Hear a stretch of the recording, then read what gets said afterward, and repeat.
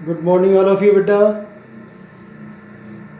हमने question number बेटा 6 तक कंप्लीट कर लिए थे 4.1 के एक्सरसाइज के।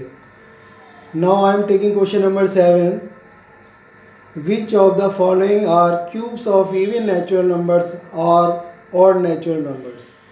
देखिए हमने ये प्रॉपर्टी में पढ़ा था कि फर्स्ट प्रॉपर्टी थी कि इवन जो नंबर है उसका क्यूब भी इवन होगा और जो ऑड नंबर है उसका ऑड भी क्यूब भी ऑड होगा। तो इसी प्रॉपर्टी का हमें यूज़ करते हुए हमें आंसर देना है। ठीक है, तो which of the following are cubes of even natural number और ऑड नेचुरल नंबर। ठीक है, तो आप दो पार्ट में आप डिवाइड कर सकते हो, cubes of even natural number, cubes of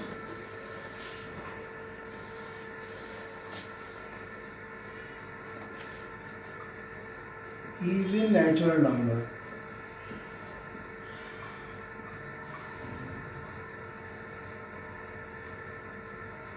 are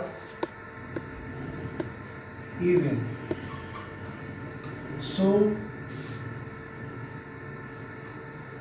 जो नंबर इवन दी हुई है वो आप इस पे लिख सकते हैं 512, 1000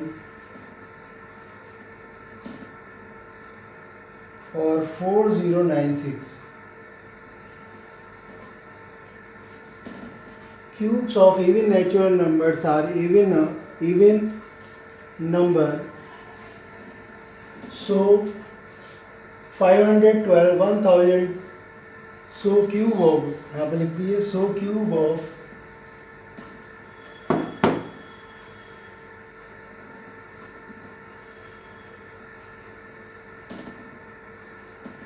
512, 1000 will be also even. ठीक है, इसी तरीके से आपको लिखना है ऑड नंबर का। ये मैंने इवन नंबर का लिख के बताया आपको। Cubes of even natural number are even number.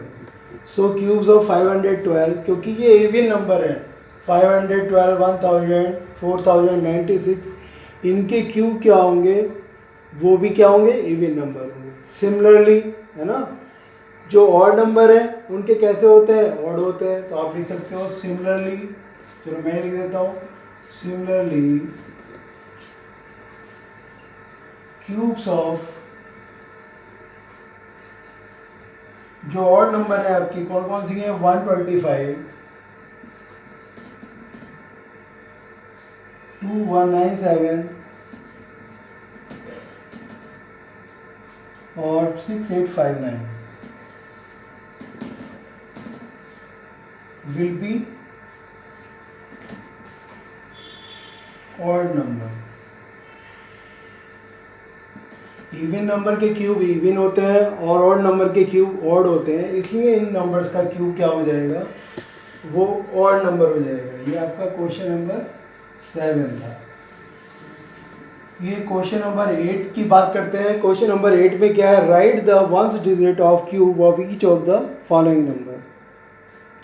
देखिए 153 नंबर है, 1531, यहाँ पर यूनिट प्लेस पे 1 है। तो हमने ये प्रॉपर्टी पढ़ी थी, जिसके यूनिट प्लेस पे 1 होता है उसके क्यूब में क्या होता है, वो भी 1 होता है ना। From property second,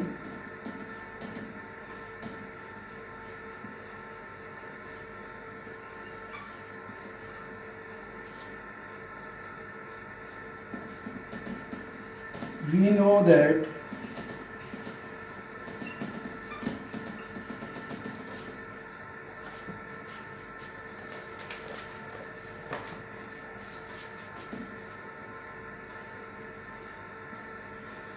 cube of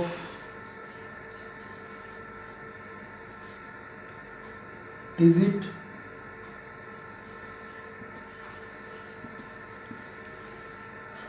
1 at unit place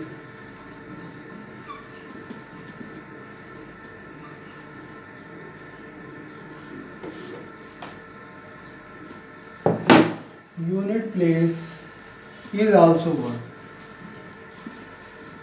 बस आपको सिर्फ यूनिट प्लेस की डिजिट बतानी है। तो आपको डायरेक्टली ये क्यूब नहीं करके दिखाना है, आपको इनका क्यूब नहीं करना है, सिर्फ प्रॉपर्टी का आपको यूज़ करना है। इसी तरीके से बाकी सारे क्वेश्चन आप खुद करेंगे। जैसे 2 3 5 8 है, तो इसके यूनिट प्लेस पे क्या है, 8 है। जिसके यूनिट प्लेस पे 8 होगा उसके क्यूब में किसके एंड होगी, वो उसके 2 होगा। ये प्रॉपर्टी सेकंड में लिखा हुआ है, तो आप डायरेक्टली लिखेंगे फ्रॉम, जैसे मैंने लिखा है from property second we know that cube of digit 8 at unit place, ठीक है, एंड्स विद डिजिट 2, ठीक है, एंड्स विद डिजिट 2, ऐसे करके लिखना है आपको, जैसे प्रॉपर्टी में लिखा हुआ है। हर क्वेश्चन में इसी तरीके से लिखना है। 9 वाले में क्या आएगा, 9 ही आ जाएगा। 5 वाले में क्या आएगा, 5 आ जाएगा। समझ में आई बात नहीं? तो इसी तरीके से क्वेश्चन नंबर 8 बाकी पार्ट आप खुद करेंगे। मैंने मेथड आपको बता दिया है किस तरीके से करना है। फिर हम क्वेश्चन नंबर 9 की बात करते हैं।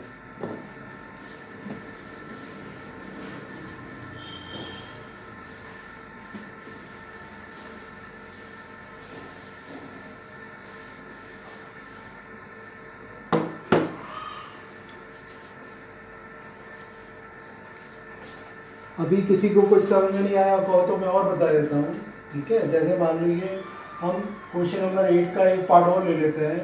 8 का 7th पार्ट है, जैसे सपोज करिए 6 7 5 2 है ना। एट यूनिट प्लेस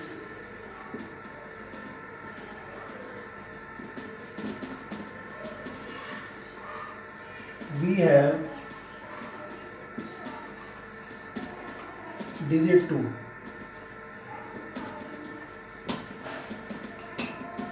ठीक है। So cube of this number 6 7 5 2 will be end with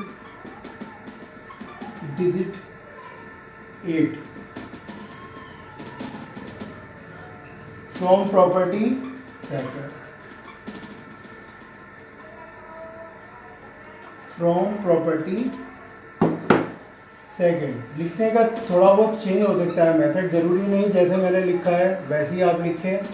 थोड़ा बहुत आप चेंज करना चाहें चेंज हो जाए तो कोई बात नहीं। मकसद ये है कि हमें ये बताना है जिसके यूनिट प्लेस पर 2 होगा, अगर उसका हम क्यूब करेंगे उसकी लास्ट वाली जो डिजिट आएगी वो 2 की जगह क्या आ जाएगी, 8 आ जाएगी। ये मकसद है बस। तो इस तरीके से आपको लैंग्वेज में लिख के आपको आंसर देना है। अब मैं क्वेश्चन नंबर आपको 9 बताता हूँ। 9 में क्या करना है, हमें -13 का क्यूब करना है। तो -13 का क्यूब करना है तो -13 को क्यूब करने के लिए आपको 3 बार मल्टीप्लाई करना होगा। -13 इंटू -13 इंटू -13। तो देखो 13 की मल्टीप्लाई 169 हो गई है ना, और माइनस माइनस क्या हो गया, प्लस हो गया। अब हमें इन दोनों की मल्टीप्लाई करनी है, 169 की मल्टीप्लाई करनी है 13 से।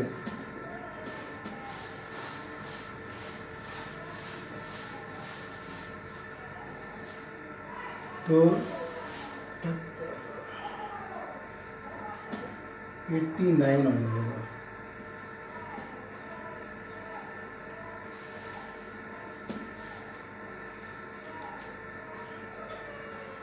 ठीक है, ये आ रहा है आपका। तो ये प्लस, यहाँ प्लस है, ये माइनस है। माइनस से मल्टीप्लाई करके क्या हो गया, 2197 हो गया। पहले हमने इन दोनों टर्म की मल्टीप्लाई करी तो माइनस माइनस क्या हो जाएगा, प्लस हो जाएगा। ठीक है, उसमें हमने फिर 13 से इससे मल्टीप्लाई करी तो ये हो गया आपका, ये 2197 हो गया। ये प्लस का है, ये माइनस का, तो माइनस का हो गया। इसी तरीके से जो है आपकी नेक्स्ट नंबर है वो कितनी है, सेकंड पार्ट है आपका 3 होल 1/5। इसको हम क्या कर सकते हैं, इम्प्रॉपर फ्रैक्चर में लिखेंगे। 5 3 15 1 16/5। इसका हमें क्यूब करना होगा तो इसको हम 16 को 3 बार मल्टीप्लाई कर लेंगे, ठीक है, और 5 को 3 बार मल्टीप्लाई कर लेंगे। जो आपका आंसर आएगा वो आपका सॉल्यूशन हो जाएगा 125। 16 को अगर हम 3 बार मल्टीप्लाई करते हैं तो वो कितना हो जाएगा? 16 को 3 बार मल्टीप्लाई करने के बाद आपका आता है 4096।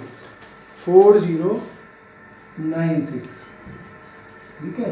ये हमने अभी आपको 3 क्वेश्चन बताया है, ठीक है। ये 3 क्वेश्चन आप क्वेश्चन नंबर ये पूरे कर लेंगे। क्वेश्चन नंबर 7, 8, 9 इसके कुछ पार्ट जो मैंने छोड़ दिए हैं वो आपको कंप्लीट करने हैं, ठीक है। ये अब यही आपका होमवर्क होगा, ठीक है बेटा। Thank you, have a nice day.